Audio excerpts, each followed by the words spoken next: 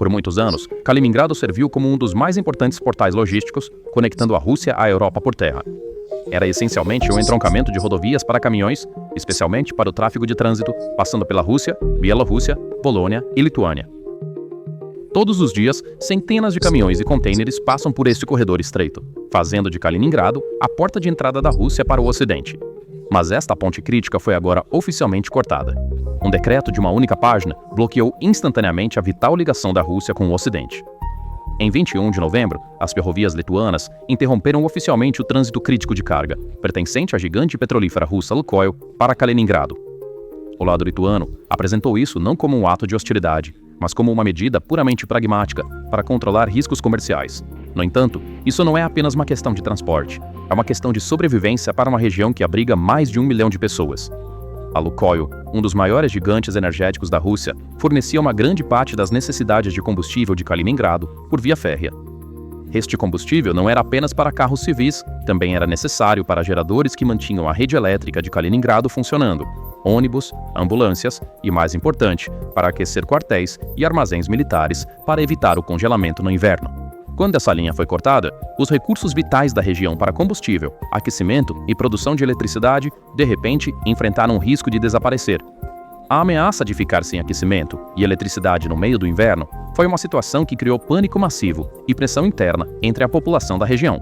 Este foi o momento em que a promessa de Putin de uma vida segura caiu abaixo de zero no termômetro. O segundo e mais implacável braço deste aperto foi a crise de reféns no bloqueio rodoviário. Com a reabertura das passagens de fronteira em 20 de novembro, que a Lituânia havia fechado um mês antes devido a balões meteorológicos transportando contrabando, esperava-se que milhares de caminhões registrados na Lituânia, retidos na Bielorrússia, retornassem para casa. No entanto, o regime bielorrusso transformou a situação em uma crise de reféns. A Bielorrússia só permitiu que novos caminhões que entraram no país, após a reabertura das fronteiras, retornassem à Lituânia. Milhares de caminhões retidos na Bielorrússia, desde o início do mês, ainda não conseguem sair e foram enviados à força para estacionamentos pagos. Esta restrição não se aplica apenas aos caminhões que entraram antes da alfândega. As condições também pioraram para novos caminhões que entram no país. A troca de reboques não é mais permitida. Esta restrição técnica perturba as condições de trabalho dos transportadores, faz com que os clientes se recusem a recarregar a carga e aumenta o risco de danos. Isso foi um suicídio diplomático, desacelerando os próprios canais logísticos da Rússia para Kaliningrado. Os caminhões parados na fronteira representam não apenas o colapso do setor de transporte, mas o colapso de todo um ecossistema. Centenas de pequenos proprietários de caminhões, pequenas empresas, grandes companhias de transporte indo à falência ou encerrando operações, podem deixar milhares de motoristas de caminhão, trabalhadores de armazém, mecânicos e contadores desempregados da noite para o dia. As indústrias auxiliares que atendem ao setor de transporte também irão colapsar. Agências de alfândega, armazéns de logística, oficinas de reparação de caminhões, revendedores de pneus, postos de gasolina, todos perderão seus principais clientes. Isso significa milhares de desempregados a mais. Esta paralisia logística se espalhará para outros setores. Outras fábricas em Kaliningrado, que não conseguem trazer matérias-primas ou enviar seus produtos, serão forçadas a interromper a produção. As lojas não conseguirão encher suas prateleiras e os preços dispararão. Os parques logísticos, áreas portuárias e margens de estrada de Kaliningrado podem ficar repletos de milhares de caminhões e carretas com seus motores silenciados, apreendidos e incapazes de se mover. A dimensão técnica da crise também inclui o contrabando usando aeronaves de pesquisa meteorológica. De acordo com dados do Serviço de Guarda de Fronteira do Estado da Lituânia, guardas de fronteira apreenderam 10 balões de ar contrabandeados, contendo aproximadamente 12.300 maços de cigarros bielorrussos em apenas 2 dias. Esses veículos aéreos estavam transportando contrabando equipado com dispositivos de rastreamento GPS. A Rússia e seus aliados estão seguindo uma estratégia de desgastar a infraestrutura e a segurança do Ocidente, usando veículos aparentemente inocentes nas áreas cinzentas do direito internacional. No entanto, isso aprofunda o estrangulamento logístico de Kaliningrado ao tornar a ameaça da Lituânia de voltar a fechar seus postos de controle fronteiriços uma constante. Na verdade, como você deve se lembrar, a Lituânia já havia restringido a passagem de muitas cargas devido às sanções da União Europeia. As conexões rodoviárias e ferroviárias de Kaliningrado com o continente já estavam prejudicadas devido a essas sanções. Representantes de negócios locais haviam admitido as consequências dessa situação meses atrás.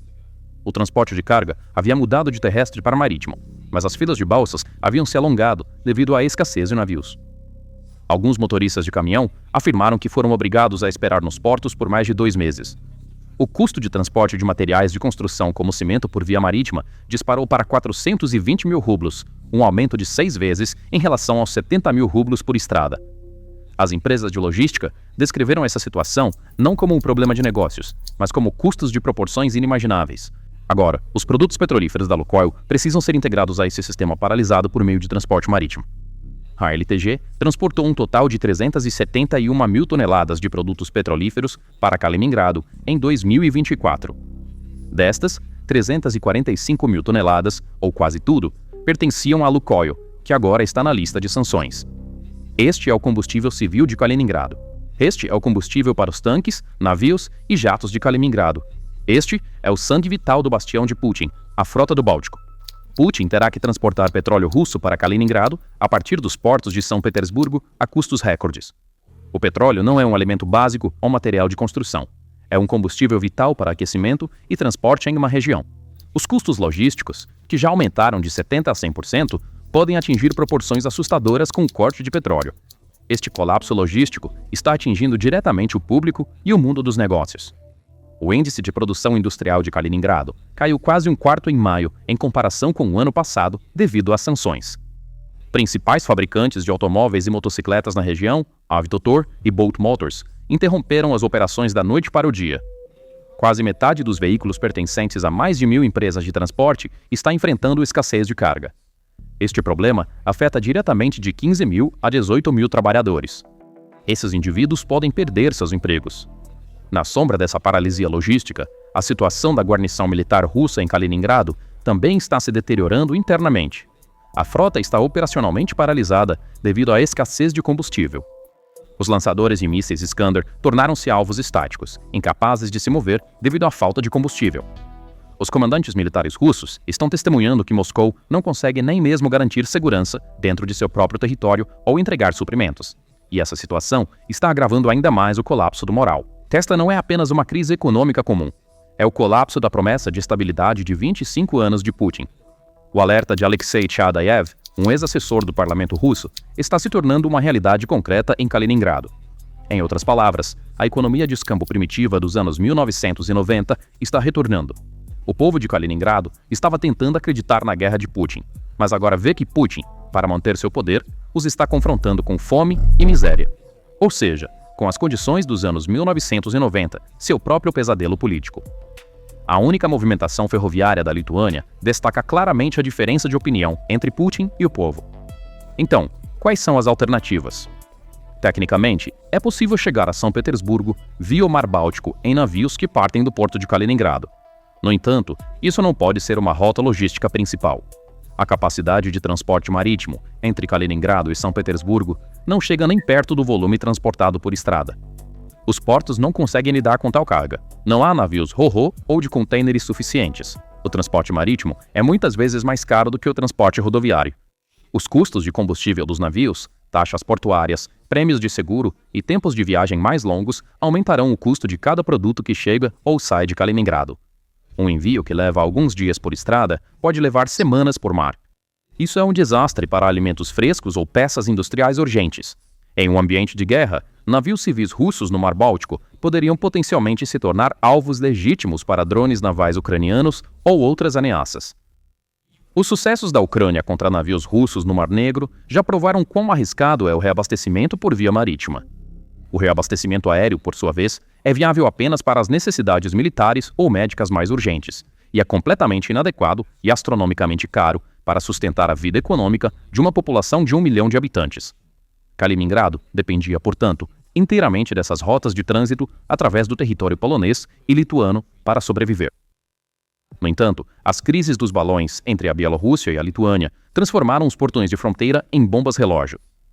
Para entender as origens desta armadilha burocrática e estrangulamento logístico, devemos olhar para o status especial de Kaliningrado desde a era soviética até os dias atuais, e a linha do tempo que mostra como a OTAN gradualmente transformou esse status em uma fraqueza. Kaliningrado foi historicamente a cidade alemã de Königsberg. Após a Segunda Guerra Mundial, foi anexada pela União Soviética. Para os soviéticos, Kaliningrado era um porta-aviões insubmersível, uma adaga estratégica no coração do território da OTAN no Mar Báltico. Mesmo após o colapso da União Soviética, a Rússia continuou a militarizar fortemente este enclave. Era uma das principais bases da Frota do Báltico e o local onde mísseis balísticos de curto alcance, Iskander-M, capazes de transportar ogivas nucleares, foram implantados. Esses mísseis poderiam ameaçar diretamente Varsóvia, Berlim e Copenhague. Para Vladimir Putin, Kaliningrado era uma arma psicológica e uma ferramenta de chantagem contra a OTAN. Este mito da fortaleza era vital para a propaganda interna russa. Mesmo que a OTAN nos cerque, temos uma fortaleza no coração deles. No entanto, essa doutrina tinha uma falha fatal: a geografia. A fortaleza estava cercada por território inimigo e sua única linha de vida eram os corredores de trânsito que passavam por esse território inimigo. O primeiro golpe sério no mito da fortaleza veio em junho de 2022, apenas alguns meses após a invasão da Ucrânia. A Lituânia decidiu restringir o trânsito ferroviário para Kaliningrado, citando sanções da União Europeia contra a Rússia. De acordo com a Reuters na época, o Kremlin reagiu irritado, acusando furiosamente a Lituânia de ações hostis e ameaçando retaliar para proteger seus interesses nacionais. Mas qual foi o resultado? A Rússia blefou e perdeu. A Lituânia era membro da OTAN e um ataque a ela teria desencadeado uma guerra com toda a aliança. Putin, preso no atoleiro da Ucrânia, não podia arriscar isso. A crise foi resolvida com a intervenção da União Europeia, mas a OTAN viu claramente o quanto a dependência de trânsito de Kaliningrado era uma arma estratégica. Aprendendo com a crise ferroviária, a OTAN fez seu próximo movimento de forma mais sutil. Eles miraram no trânsito rodoviário. Não foi uma proibição repentina única, mas uma operação de estrangulamento burocrático que escalou gradualmente ao longo de meses. De acordo com a Forbes, em fevereiro de 2023, a Polônia fechou a principal passagem de fronteira com a Bielorrússia em Bobrovnik, por razões de segurança, interrompendo efetivamente a passagem de caminhões russos e bielorrussos. A Lituânia, de forma semelhante, desacelerou as verificações aduaneiras e exigiu documentos adicionais. O resultado? Filas de caminhões se estendendo por milhas se formaram nas fronteiras. Caminhões foram forçados a esperar por semanas.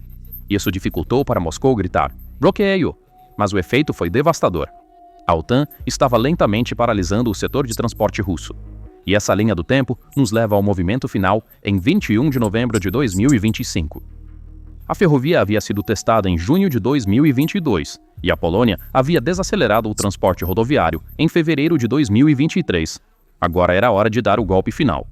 A interrupção pela Lituânia do transporte de carga pertencente à gigante petrolífera russa Lukoil, com destino a Kaliningrado, foi o passo final neste bloqueio legal.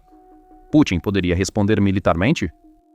Quando a União Europeia tentou sanções em 2022, ele gritou, ameaçou e a Alemanha recuou com medo. Mas desta vez, não há decisões políticas de Bruxelas. Em vez disso, ele enfrenta uma ordem de execução financeira do Tesouro dos Estados Unidos. Quem ele vai invadir? Um código SWIFT? Uma transação bancária? Em resumo, Kaliningrado não é mais uma fortaleza, mas um refém. A decisão fria e calculada da Lituânia e a política de extorsão do regime bielorrusso levaram a presença militar mais crítica da Rússia no Ocidente a um bloqueio logístico. Isso não é apenas um problema de escassez de combustível. É a destruição do mito de Putin de uma fortaleza inexpugnável. Este efeito dominó, que começou com o corte das cargas da Lukoil, deixa a frente interna de Kaliningrado enfrentando a ameaça de colapso no meio do inverno. A frota do Báltico da Rússia e os mísseis Iskander se tornarão meras decorações quando ficarem sem combustível, e o poder do Kremlin no Ocidente será eliminado. A capacidade de Moscou de responder urgentemente está encurralada devido ao risco de retaliação militar e econômica. Este estrangulamento logístico mina fundamentalmente a doutrina militar e a autoridade política da Rússia. Antes um quartel-general militar invencível, agora é vítima do caos internacional. Kaliningrado se foi. Então, quais são seus pensamentos sobre este assunto? Por favor, compartilhe suas opiniões nos comentários. Para ficar atualizado sobre novos vídeos, inscreva-se no nosso canal e não se esqueça de ativar as notificações. Obrigado por nos escolher.